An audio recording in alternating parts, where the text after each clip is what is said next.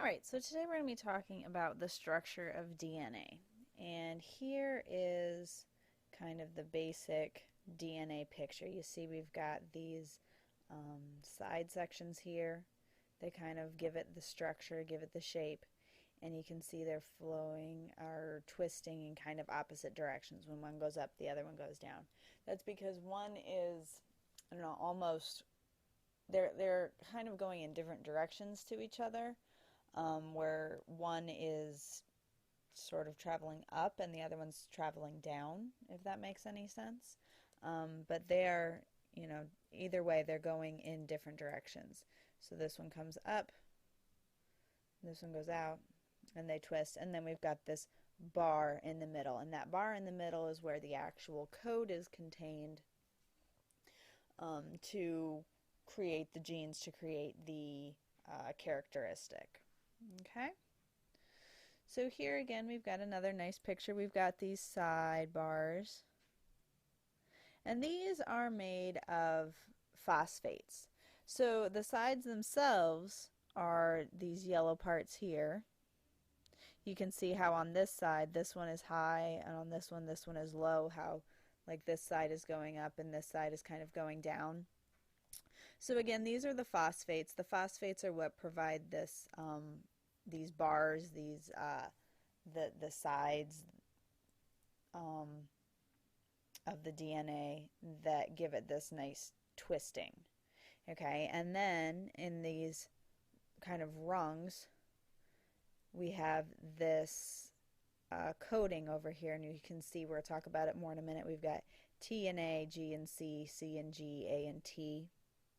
And those are held together by this nice little hydrogen bond, which is, all things told, a fairly easy bond to break, which is good because then, it's pretty easy to break it when it's time for the gene to duplicate in mitosis. The bars here, the bases, this A, T, G, and C, they're called the bases. They're held to the phosphates by this deoxyribose sugar, and that's this blue part here, and so that's kind of holding it in right there.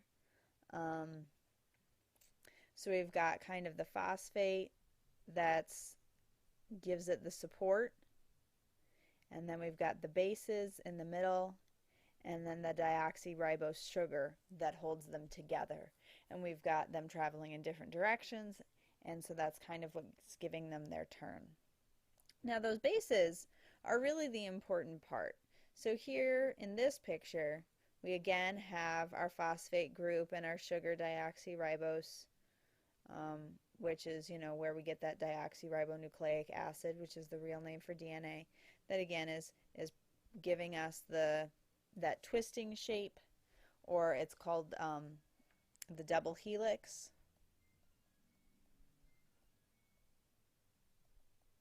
Which you read in the article was discovered by Watson and Crick, and then they published their paper in 1953.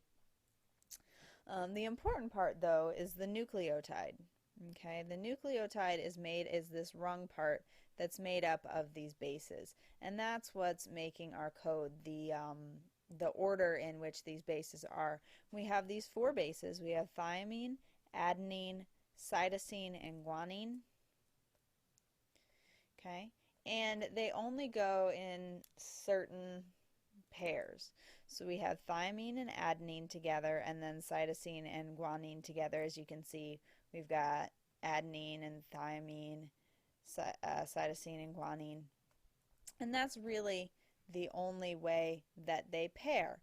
So when you have, when we're going through mitosis, and we've got our phosphate and our sugar, and then we've got A, C, T, C, let's move it up, A, we can very easily figure out what's going to go on the other side. Sorry, we don't need a line there. So this one, we're going to get a thymine that comes and connects, we're going to get a guanine that comes and connects, we're going to get an adenine, again a guanine, and a thymine that comes again. So it's pretty easy to see what is coming next because there's only those four. and they only happen in pairs in DNA. In RNA, I believe there's something that replaces the thymine, but in DNA, it's just these four.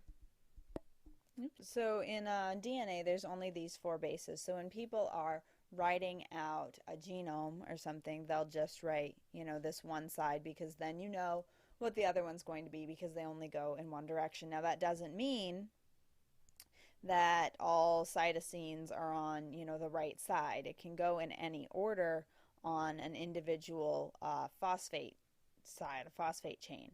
So we can have A, C, G, T, A, G, T, C, A.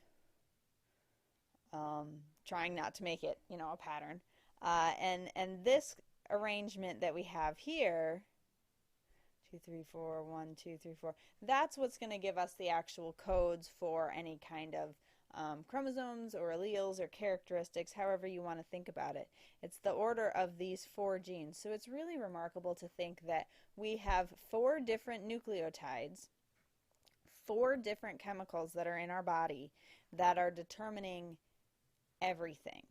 Just the order of these four different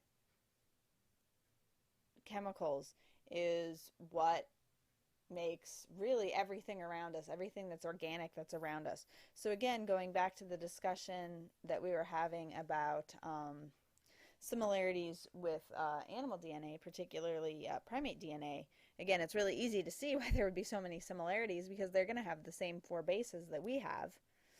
And, while there are vast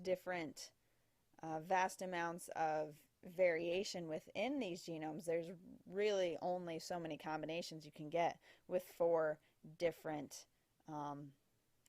bases. So you can see that there are going to be a lot of similarities. So that is, that's basically the structure of DNA, and that is, what's making up all your genes, all your chromosomes, and determining all the traits that you have, that any living thing has. So again, as always, let me know if you have any questions. Otherwise, I'll see you at the live chat.